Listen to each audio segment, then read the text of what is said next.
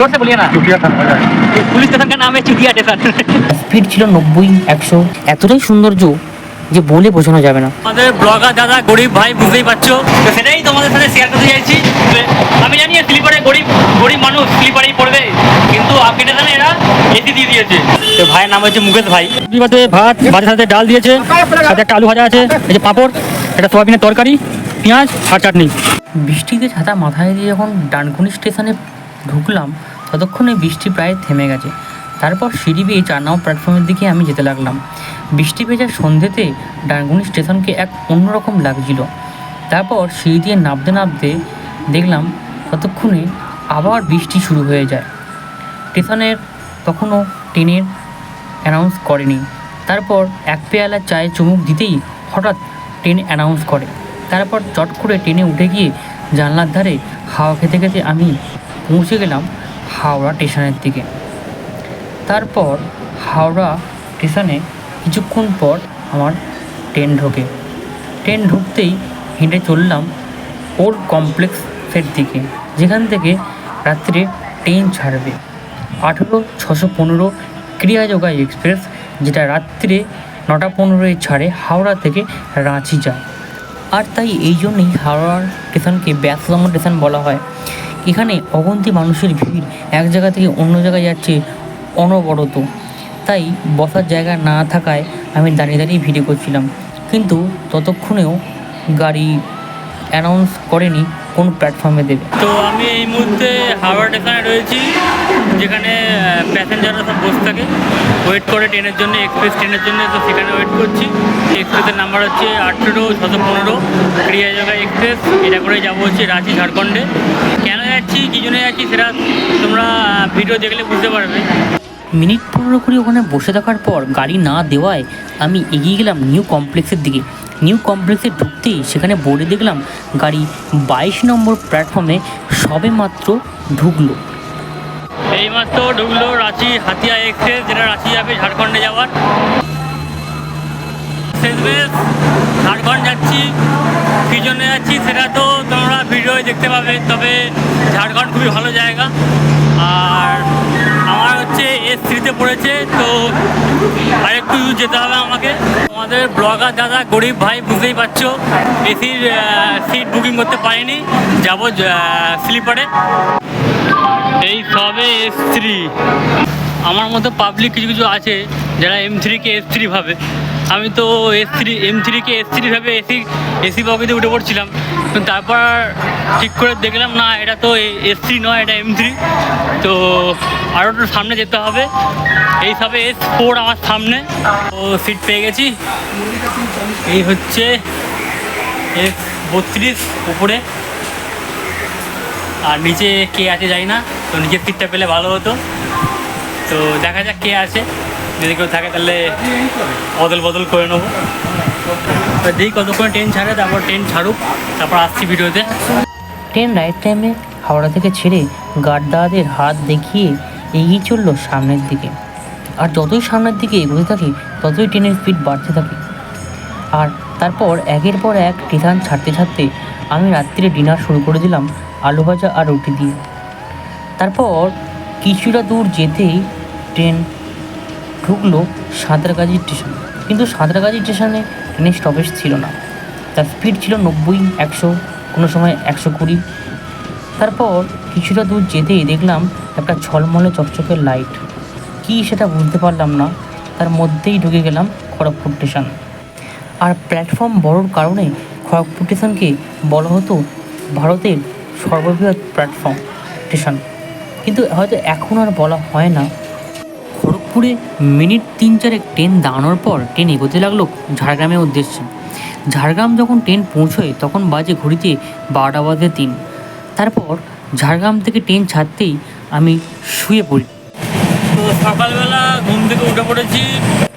Train এতটাই late ছিল যে মুড়ি জংশনে ঢোকার টাইম ছিল ট্রেনের 3:40, আর লেট থাকায় ট্রেন ঢুকে 4:40-এ।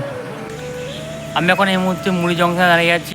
মুড়ি জংশনে ট্রেন দাঁড়ানোর কারণ হলো এটি যেহেতু খড়গপুর থেকে আসছে, তাই মুড়ি জংশনে দাঁড়িয়ে ট্রেনটার ইঞ্জিন চেঞ্জ হয়, তারপর যাত্রা শুরু করে রাঁচির উদ্দেশ্যে। মুড়ি জংশনে ট্রেন তার ইঞ্জিন চেঞ্জ করে আবার তার গতি ফিরিয়ে আনে ঝাড়খণ্ড রাঁচির উদ্দেশ্যে যাওয়ার।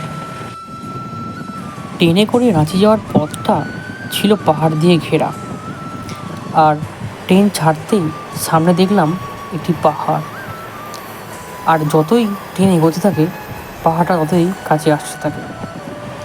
দূরের সেই পাহাড়টিকে আমি ক্যামেরায় জুম করার চেষ্টা করলাম। দেখলাম পাহাড়ের গায়ে মেঘে ভর্তি না কুয়াশা বুঝতে পারলাম না।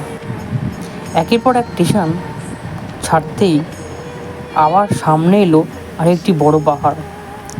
সেই পাহাড়ের গায়ে যেন কুয়াশায় আচ্ছন্ন হয়ে আছে সেই পাহাড়টা। জুম করে দেখলাম, আমার তো মনে হলো কুয়াশা, কিন্তু কুয়াশা না মেঘ না ধোঁয়াশা বোঝা অসম্ভব। কেউ কেউ কুয়াশা বলে, কেউ কেউ তারপর বলে মেঘ, আবার কেউ ধোঁয়াশাও বলে থাকে ওখানকার লোকেরা। তবে এক অপরূপ দৃশ্য আমি দেখলাম এই ঝাড়খণ্ড। আর ঝাড়খণ্ড সত্যি সুন্দর জায়গা। এরকম দৃশ্য আমি দেখেছিলাম পুরুলিয়াতে। ঝাড়খণ্ড জায়গাটি পুরোটাই পাহাড় দিয়ে ঘেরা, আর এই পাহাড় কেটেই তৈরি হয়েছে রেলপথ, আর সেই রেলপথ দিয়েই পৌঁছে যাচ্ছি আমরা রাঁচি স্টেশন। একই রকমভাবে দেখা যায় পুরুলিয়াও অনেকটা এই ঝাড়খণ্ডের মতোই। আশা করি ঝাড়খণ্ডে যারা ঘুরতে গেছেন তারা হয়তো প্রকৃতির এই সৌন্দর্য কোনোদিনই মিস করতে পারেনি, আর আমিও তাদের মধ্যে একজন যে এই প্রকৃতির সৌন্দর্য উপলব্ধি করলাম সকালবেলা যখন ট্রেন এই পাহাড়ের মধ্যে দিয়ে যাচ্ছিল। এতটাই সৌন্দর্য যে বলে বোঝানো যাবে না, যে একমাত্র দেখে উপলব্ধি করতে হবে। তারপর ট্রেনটা যেন 45 ডিগ্রি কোণ করে পাহাড়ের গা ঘেঁষে যেতে লাগলো রাঁচির উদ্দেশ্যে। ট্রেন কিছুটা পর গিয়েই একটা লাইন দেখলাম ডান দিকে কোথায় চলে গেছে। তারপর নামকম গৌতমধারা ছেড়ে ট্রেন ঢুকলো অবশেষে রাঁচি জংশন। রাঁচিতে যখন ট্রেন ঢুকলো তখন ঘড়িতে বাজে সকাল 7টা, আর স্টেশন থেকে বেরিয়ে আমি তো অবাক। স্টেশনটা এতটাই বড়, আমি তো অবাক হয়ে গেছিলাম। রাঁচি স্টেশনটা এরকমই এতটাই বড়, আর বাইরের অ্যাম্বিয়েন্সটা অসাধারণ রাঁচির। তারপর সেখান থেকে সকালে টিফিন করে আমি বিকেল পর্যন্ত রেস্ট নিলাম। তারপর বিকেলবেলা বেরিয়ে পড়েছিলাম রাঁচি শহরটা ঘুরতে। সেখানে ঘুরতে ঘুরতে একটা মন্দিরে যখন প্রবেশ করি, মন্দিরের অ্যাম্বিয়েন্সটা ভেতরে এতটাই সুন্দর, তোমার সারাটাক্ষণ এই মন্দিরে বসে থাকতে ইচ্ছে করবে। এই মন্দিরে 3টি মূর্তি রয়েছে, একদিকে বজরংবলী, একদিকে শিবলিঙ্গ, আর একদিকে মা শেরাওয়ালি। তো ঝাড়খণ্ডে এসেছি আমার ঘুরতে, প্লাস আমার একটা এক্সাম আছে ঝাড়খণ্ডে, তো ঝাড়খণ্ডে সেই কারণেই ঝাড়খণ্ডে আসা। তো ঝাড়খণ্ডে এসে এই ভাইয়ের সাথে আলাপ হয়েছে। ভাইয়ের বাড়িও ঝাড়খণ্ডে, তো প্রপার ঝাড়খণ্ডে নয়, ঝাড়খণ্ডে একটু যেতে হবে। তো ভাইয়ের নাম হচ্ছে মুকেশ ভাই। তো এ এসছে জেপিএসসি যে ভিডিও এক্সাম হয় সেই এক্সাম দিতে। তো সেখানে এসেই এই ভাইয়ের সাথে আলাপ হয়ে গেল। এই ভাইয়ের একসাথেই আমরা রয়েছি ডরমেটরি রুমে। তো ভাইয়ের সাথে আলাপ হয়ে গেল, তো একসাথেই আমরা আছি, এখানে খাওয়া দাওয়া একসাথেই করেছি। তো একটু ঘুরতে বেরিয়েছি সাইডে কি মন্দির টন্দির রয়েছে। তারপর কিছুক্ষণ রাঁচি শহরে ঘোরাঘুরির পর রাত্রিবেলা ডিনার করে শুয়ে পড়েছিলাম। তো আজকে একটা ভাইটাল দিন ঝাড়খণ্ডে, যে জন্য আসা সেটা হচ্ছে আজকে স্টেনো এক্সাম আছে হাইকোর্টের। ঝাড়খণ্ড হাইকোর্টের যে স্টেনো এক্সাম আছে, তো সেটারই এক্সাম দিতে আজকে এসেছি আমি ঝাড়খণ্ডে। এক্সাম সেন্টার যেখানে ছিল সেই পথ দিয়ে হাঁটতে হাঁটতে আমার ডান হাতে পড়লো এই মন্দিরটি। এই মন্দিরটি হলো শ্রী রাম মন্দির। মন্দিরটি রাম মন্দির হলো এখানে মা শেরাওয়ালি, শিবলিঙ্গ ও গণেশ মূর্তি, এছাড়াও এখানে রাধা গোবিন্দ, চৈতন্যদেব আর সাথে রাধাকৃষ্ণেরও মূর্তি রয়েছে। বেশ দারুণ লেগেছিল মন্দিরটা আমার। মন্দির মানেই হলো হিন্দু ধর্মে ভক্তির স্থল, আর যে কোনো ভক্তির স্থলে তুমি যাও না কেন তোমার মন ভালো করে দেবে। তারপর মন্দিরে ঘণ্টা বাজিয়ে ভক্তি ভরে ঠাকুর ডেকে আমি এগিয়ে চললাম এক্সাম সেন্টারের দিকে। এক্সাম সেন্টারের দিকে কিছুটা এগোতেই আমার বাঁ হাতে পড়ল আরেকটি রাম মন্দির। তবে তখনও রাম মন্দিরটি খোলা হয়নি, আর তার পাশেই দেখলাম একটি গাছ রয়েছে, যে গাছে সবাই মানত করে তাদের আশা ফলের জন্যে। তারপর এগিয়ে চললাম এক্সাম সেন্টারের দিকে। আর কিছুটা পথ এগোনোর পরেই ছিল এক্সাম সেন্টার। অক্সফোর্ড 5 স্কুলে আমার এক্সাম পড়েছিল। পরীক্ষা হয়ে যাওয়ার পর সেখান থেকে আমি চলে আসি স্টেশনের দিকে। क्या है भैया बोल दीजिए, चुटिया थाना, जोर से बोलिए ना। चुटिया थाना हो जाए। पुलिस स्टेशन का नाम है चुतिया स्टेशन। हाँ, तो कभी यहाँ पे मतलब झारखंड में आइएगा तो इस चुतिया स्टेशन को, पुलिस स्टेशन को ज़रूर विजिट करिएगा, ठीक है। তারপর টোটো করে আমি পৌঁছে গেলাম রাঁচি জংশন স্টেশনে। এখানে খুব একটা বেশি জায়গা ঘুরতে পারিনি, সময় কম ছিল। অন্য কোনো সময় এলে এখানে আর একটু ঘুরবো। আর কি কি ফেমাস প্লেস আছে এখানে তোমায় দেখাবো। ঝাড়খণ্ড খুবই ভালো জায়গা, এখানে ঘোরার অনেক জায়গা রয়েছে। এখন যাব, কিছু দুপুরের লাঞ্চটা সেরে নেবো। এখান থেকে বেরিয়েই ঠিক স্টেশনের সামনেই তুমি এই ভাতের হোটেল পেয়ে যাবে। আশা করি এখানে 40 টাকার সবজি ভাত পাওয়া যায়। সেই সবজি ভাজি খেতে যাচ্ছি, দেখি সবজি ভাজে কী কী থাকে। সবজি ভাতে ভাত, ভাতের সাথে ডাল দিয়েছে, সাথে একটা আলু ভাজা আছে, এই যে পাঁপড়, একটা সোয়াবিনের তরকারি, পেঁয়াজ আর চাটনি। 40 টাকা, এর থেকে ভালো আর মনে হয় না কিছু হতে পারে, আমাদের কলকাতার মতোই। চলো খাই, খাওয়ার পর কথা হবে। আর রাত্রির দিক করে আমি ওই তরকারি নিয়েছিলাম। তরকারিটি পড়েছিল আমার প্রায় 80 টাকা, 4টে রুটি আর হাফ প্লেট তরকার। ফুল প্লেট তরকার দাম হচ্ছে 90 টাকা। ঝাড়খণ্ডে কোনো পরীক্ষা যদি এখানে কেউ দিতে আসে তাদেরকে আমার একটাই রিকোয়েস্ট, এখানে এলে অন্তত ডরবেটারি ঘর যেটা রয়েছে, মতলব মানে সিঙ্গেল থাকার একটা রুমে অনেকগুলো ছেলে থাকার যে ডরবেটারি রুম যাকে বলে, তো সেই ডরবেটারি রুমের থেকেও 200 টাকা করে পড়বে পার নাইট। হোটেলের ভাড়া প্রচণ্ড বেশি, হাই প্রচণ্ড, যেহেতু রাজধানী কারণ একদিনের জন্য থাকবে, তার জন্য 800-900 টাকা হোটেলের থেকে আমার তো মনে হয় না কোনো খুব একটা লাভজনক হবে। হ্যাঁ, এখানে বেশিরভাগটাই লিট্টি চোখা পাওয়া যায়, মানে এরকম নয় যে তুমি ভাত ডাল রুটি তরকারি পাবে, কিন্তু সেটা তোমার খেয়ে তৃপ্তি হবে না বস। সন্ধেবেলা রাঁচি স্টেশনের বাইরের অ্যাম্বিয়েন্সটা দেখার মতো ছিল। যেমনি বড় স্টেশন তার তেমনি সৌন্দর্য।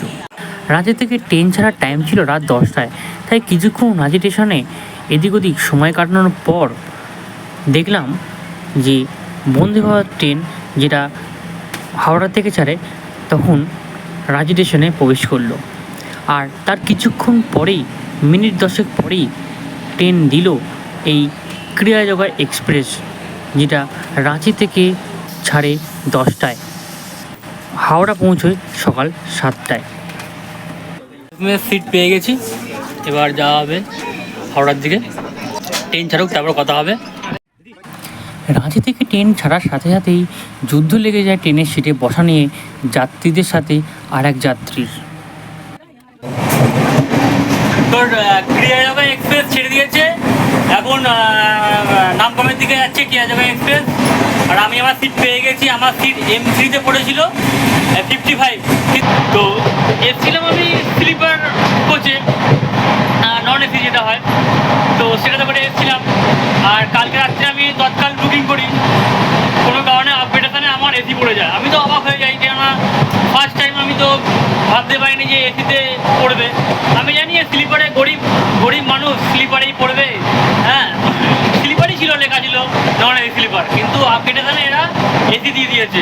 তো লাকিলি আমার এসিটা পেয়ে গেছি, তো এসিতেই আমার জার্নিটা হবে ফেরাটা, মানে খুব ভালোভাবেই রাতটা কাটবে আমার। তো সেটাই তোমাদের সাথে শেয়ার করতে চাইছি। তো খাওয়া দাওয়া করবে একটু পরে। থার্ড টিয়ার এসিতে যেহেতু আমার সিটটা পড়ে, তাই এই সিটেতে ছিল একটি কম্বল, আর সিটে পাতার একটি চাদর, এবং তার সাথে একটি গায়ে দেওয়া চাদর, আর মাথায় শোয়ার জন্য একটি বালিশ। এভাবেই ট্রেন এগোতে এগোতে ঢুকে গেল মুড়ি জংশনে। মুড়ি জংশনে ট্রেন দাঁড়ায় ইঞ্জিন চেঞ্জ করার জন্যে। রাঁচি থেকে মুড়ি জংশন হয়ে খড়গপুর হয়ে যেটা হাওড়া ঢোকে, সেই এক্সপ্রেসে মানে ক্রিয়াযোগা এক্সপ্রেসের ইঞ্জিন চেঞ্জ হয় এখানে। যেহেতু এটা খড়গপুর হয়ে যাবে, তাই লাইনটা চেঞ্জ হয়ে ইঞ্জিন চেঞ্জ হয়। যদি এটা বর্ধমান হয়ে যেত তাহলে এটা ইঞ্জিন চেঞ্জ করার কোনো দরকার হতো না। তো যাওয়ার সময়তেও তাই ইঞ্জিন এখান থেকে চেঞ্জ হয়ে তারপর রাঁচি হয়ে রাঁচি যাওয়া হয়েছিল। তো দেখা যাক কখন ট্রেন ছাড়ে। স্টেশনে দাঁড়িয়েছিলাম, তখনই হঠাৎ আমার সামনে একটি গাভী এসে দাঁড়ায়। তাকে আমি আনন্দ সহকারে কটা বিস্কুট খাইয়ে আমি ট্রেনে উঠে পড়ি। ততক্ষণে আমার ট্রেনের এখন সিগন্যাল প্রায় দিয়ে দেয়। 12টা বাজতে 2 মিনিট বাকি। তো এই হিসাবে কি জায়গায় এক্সপ্রেস ছাড়লো। রাত্রে ঘুম এতটাই ভালো হয়েছিল যে সকালবেলা উঠতে দেরি হয়ে যায়। আর যখন ঘুম থেকে উঠে দেখি ততক্ষণে খড়গপুর স্টেশন ট্রেন ছেড়ে দিয়েছে। আর কিছুক্ষণ পর ঢুকবে সাঁতরাগাছি স্টেশন, তারপর সাঁতরাগাছি থেকে হয়ে হাওড়া ঢুকবো। তো অনেকক্ষণ আগে ঘুম ভেঙে গেছে। তো ঘুম ভেঙে উঠে তো জলের প্রবলেম, জল নেই, জল শেষ হয়ে গেছে। হ্যাঁ, আর এসিতে মানে ফার্স্ট টাইম আমি এসিতে আসছি। ওদিকটা হচ্ছে আমার রুম রয়েছে, আর এদিকটা হচ্ছে জেনারেল। তো এদিকটা হচ্ছে গরম, আর ওদিকটা একদম পুরো ঠান্ডা। ঠিক আছে, এদিকে কালকে রাত্রে ভালোই ঘুম হয়েছে। তো ঘুম তো ভাঙতেই যাচ্ছিল না। জেনারেল স্লিপার হলে যে সঙ্গে সঙ্গে ঘুম ভেঙে যেত, কিন্তু যেহেতু এসে ছিলাম তাই ঘুমটা হঠাৎ ভাঙতে যায়নি। তো ঘুম ভাঙতে মুখ ধুতে এসে দেখি জলের প্রবলেম, জল নেই। তো দেখা হবে অন্য কোনো ব্লগে। আজ এখানেই রাখছি, টাটা।